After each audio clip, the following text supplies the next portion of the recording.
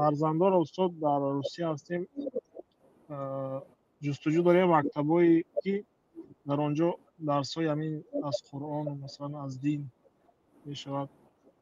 همین درس‌ها آنلاین است استاد. تا کدام درجه مثال رای می شود؟ چی میگم؟ همین علم گرفتن همون کودک تا کدام درجه توغی میگیرد؟ درست هست همین درست نیست؟ مکتب دینی هست و آنلاین هست همین خیلی؟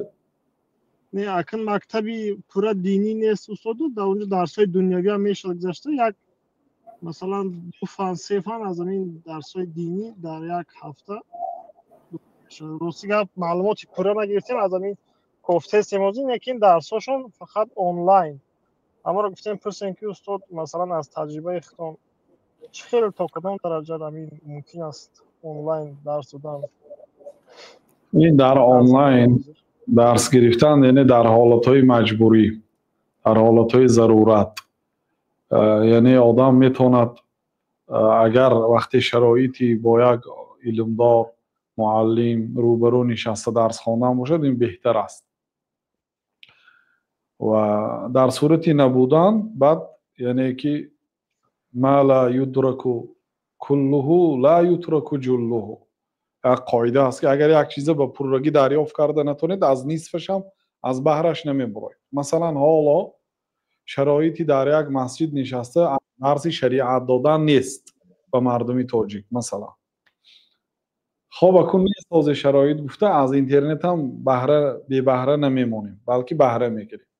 همین گونه کودکای هم لیکن کوشش کردن نکار برای کودکا هم خودتون باید وقت جدا کرده باشید. اقلا من کتابای تاجیکیه که ما نوشتیم، عقیده، صفت نماز، شناختن پیامبر صلی الله علیه و سلم، صحابگان کرام، اونجا چند آداب و اخلاق و دیگر مسئله های هم ذکر میشد. نماز ستون دین است و اینچنین دیگر مسئله ها خوانده میتید، شرح میتید.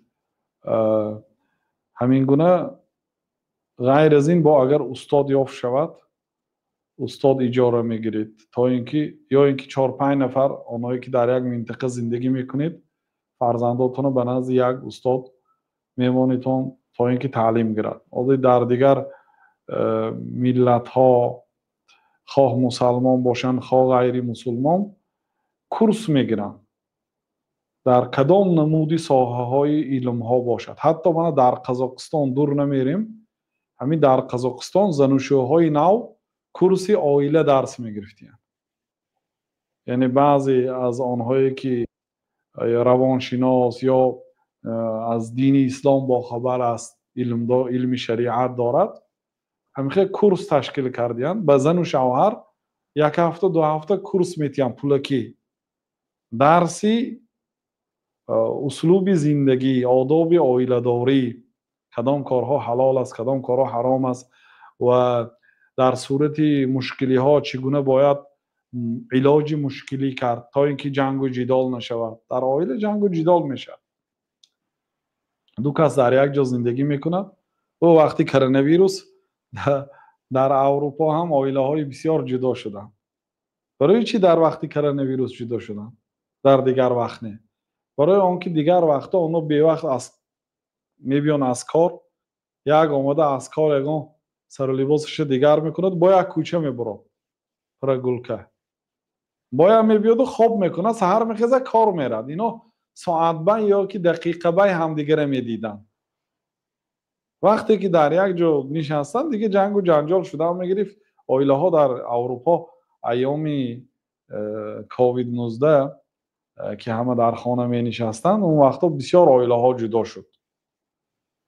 یعنی وقتی که 2 نفر در یک جا میشیند یا عموما 2 نفر در یک جا زندگی میکند، آدابی مثلا در زندان، در جایهای مسافری، در مهمانخانه ها شما عمره رفتید، مثلا در یک خانه 4 کس جایگیر شدید، این 3 نفرش شاید شناس شاید بیگانه لیکن همراهی اینها در یک خانه خواب نمی کردید تا به نزدیک شما. حالا که شما در یک خانه که هوای این خانه به 4 کس شریکی است، بعضی های میبینید که تلفنش در میکنه دیگه نواری که به دیگران معقول نی بلند کرده مونده میشینه. اونها هم باید مجبور اینه گوش کنن یا وای هم بلند میکنن. این آدابی یک در یک خانه زندگی کردن نیست یا در اتوبوس ها آدمای بی مدنیت در سمالیات ها تلفناشون بلند کرده میشینن. به هر حال علم حتی پیش از عائله داری، پیش از سفر، پیش از هر یک کار باید آدم علم داشته باشه. آداب و اخلاق، فایده و ضرر رو باید داند. خب بنابراین برادر عزیز برای فرزنداتون کوشش کنیتون، یعنی معلم کابتون جستجو کنیتون. شاید باغچه های اسلامی هست، درس ها هست، کورس ها هست، یا خودی برادرای تاجیک شاید علم داره ها باشن، ساعت به یا روز به اجاره میگیریتون، تشکیل میکنیتون. الله اعلم.